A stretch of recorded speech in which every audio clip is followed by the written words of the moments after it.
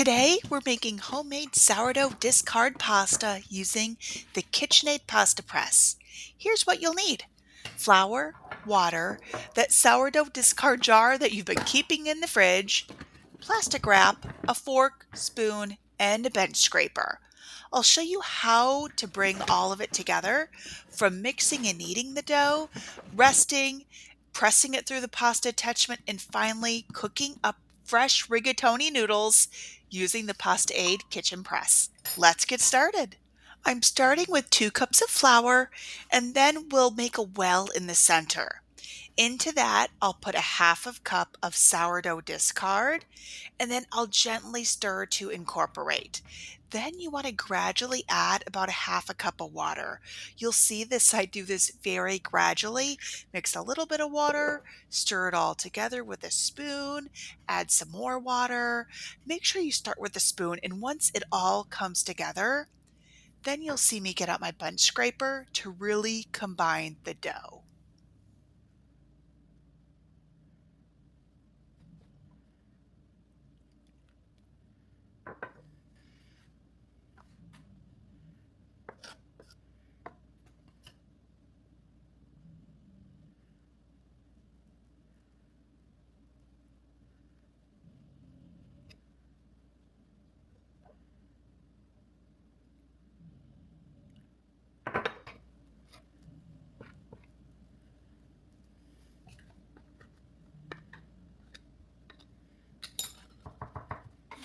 Hey, baby.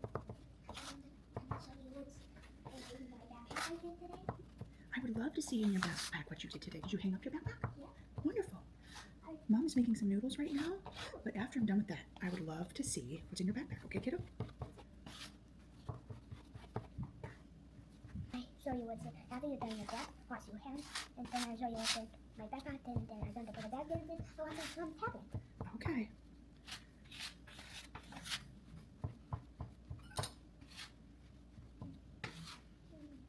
Now I'm going to knead it a little bit.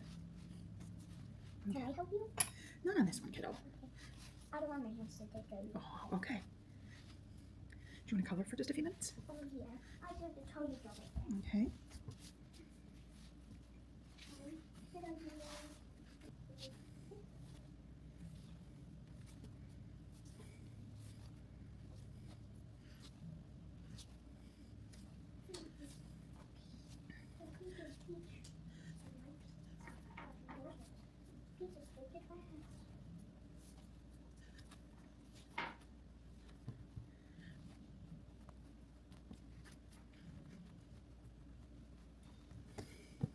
This is also the stage where I'll add a little bit of kosher salt. If you are trying to limit salt, you don't need to add it, but I think it adds just a great flavor, and you can customize it based on your preferences.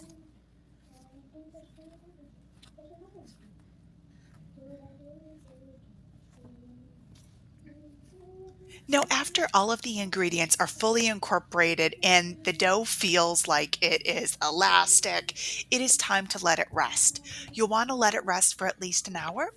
And is what I do is I just use my bench scraper. I cut the dough into half, and then I will wrap each half up in saran wrap and let it sit on the counter. Now, this waiting time is, like I said, at least an hour, but you also don't want to go too long. But I did this time, and I will show you how to remedy that in our next step.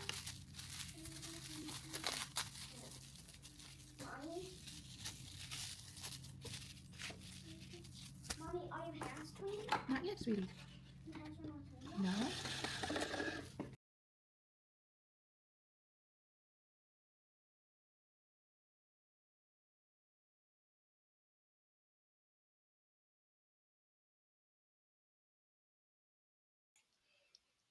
Now here comes the fun part, pressing the pasta. Now I have the KitchenAid pasta press just set up with the rigatoni attachment already. It's my personal favorite. They're the noodles are just perfection. I also love the bucatini, but the rigatoni is my favorite. So since I let the dough rest a little too long, I needed to add a little bit of flour to it. And the reason for adding a flour to it is I want it to be stiff dough or it will stick while I'm putting it through my KitchenAid pasta press. So you need to make sure your dough is firm and it has enough flour on it so that it doesn't stick. So that's why you'll see me coating the dough in flour before putting it through the pasta press. Now, the pasta press is very simple to attach to your KitchenAid. It just you unscrew the KitchenAid emblem at the top, and you just put it right on, and you screw it tight, and then your speed controls will control your KitchenAid attachment speeds. Now you'll see me cutting my pasta or my dough into smaller segments, and that's so it easily goes through my KitchenAid pasta maker.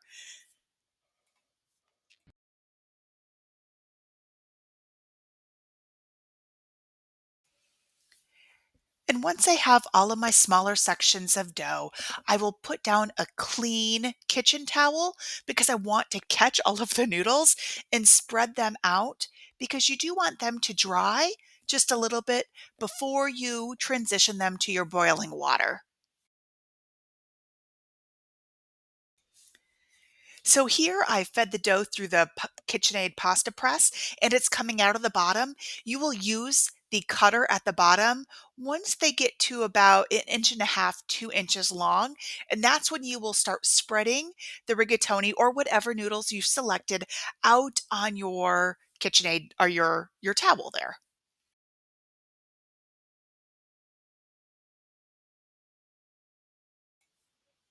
And while I'm preparing my noodles, I also have a pot of water on the stove boiling, and I'm also going to add some salt to that water.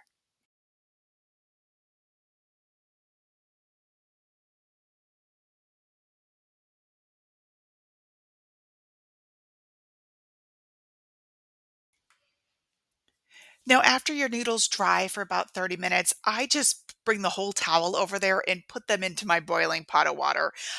There's probably a cleaner way to do it, but this works for me. And I just clean up a little bit of splashed water at the end.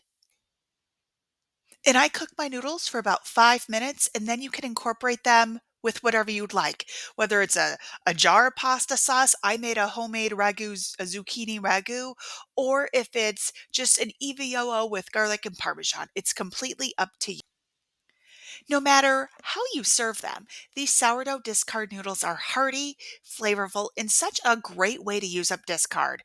If you enjoyed this recipe, don't forget to like, subscribe, and check out my other sourdough videos.